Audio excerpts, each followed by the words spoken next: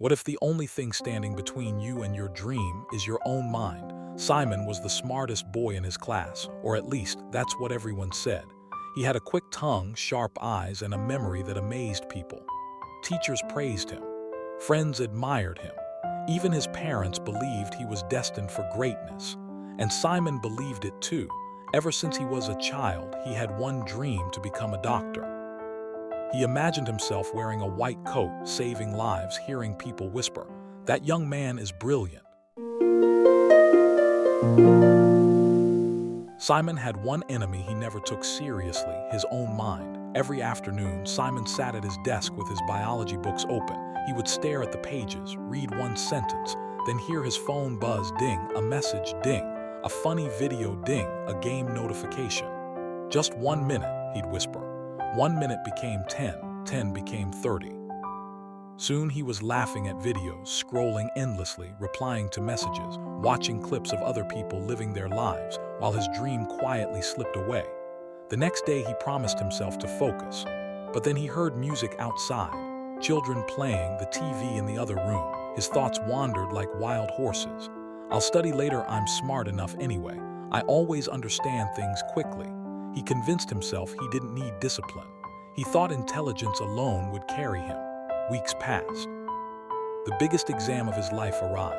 The classroom was silent. The ticking clock sounded louder than thunder. Simon opened the exam paper, and his heart froze. The questions looked unfamiliar, complicated. Confusing words danced on the page. His palms grew sweaty. His mind raced. "I know this, don't I?" He tried to remember. Nothing, he guessed. He panicked. He scribbled answers. When the bell rang, Simon walked out like a soldier leaving a battlefield, defeated. Days later, the results were posted on the board. Students cheered. Some cried with joy. Simon pushed through the crowd. His eyes searched for his name. Then he saw it. Failed. The word hit him harder than a punch. His knees felt weak. The world around him blurred. His dream was slipping away. That night he locked himself in his room. He stared at his reflection in the mirror. For the first time, he didn't see a genius. He saw a boy who wasted his gift, a boy who let distractions steal his future. The next day, Simon dragged himself to school. His teacher, Mr. Carter, noticed his silence. "Simon," he said gently, "walk with me."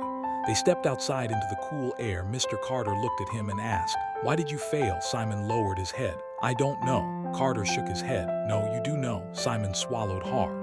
I thought being smart was enough." Carter nodded. "Intelligence can open the door, Simon, but discipline is what walks you through it." Those words hit deep. Then Mr. Carter leaned closer. "There is a wise man who lives near the mountain forest. Students go to him lost and return stronger. If you truly want your dream, go find him." Next morning, Simon packed a bag and left before sunrise. He walked for hours, across dusty roads, through fields, into a quiet forest. Finally, he reached a small wooden cabin beside a river. An old man sat outside, calmly pouring tea. His beard was white as snow. His eyes were sharp as fire.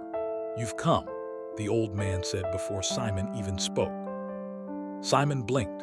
"You knew?" The old man smiled. "I know the face of a distracted mind." Simon sat before him. "Please," Simon said, "teach me." The old man handed him a cup of tea. "Tell me, why do you want to become a doctor?" "To save lives."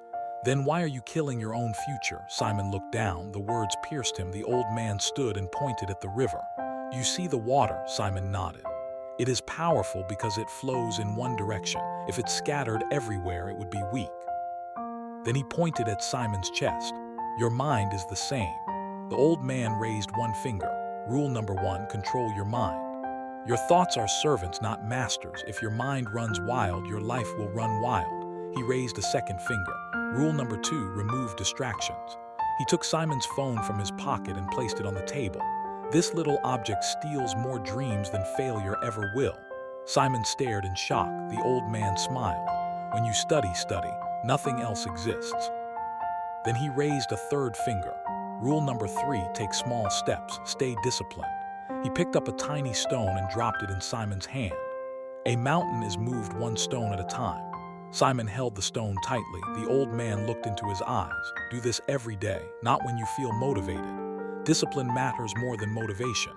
Simon stayed with the wise man for several days. He learned to sit in silence, to focus, to breathe, to train his mind like a warrior trains his body. Then he returned home. The next morning, Simon changed everything. He turned off his phone, put it in a drawer, closed the door. He made a schedule: 1 chapter, 1 page, 1 hour, 1 step. His mind fought back. It screamed for distraction. It begged for comfort. It whispered excuses. But Simon fought harder. Every day he grew stronger. Every day his focus sharpened. Weeks passed, then months.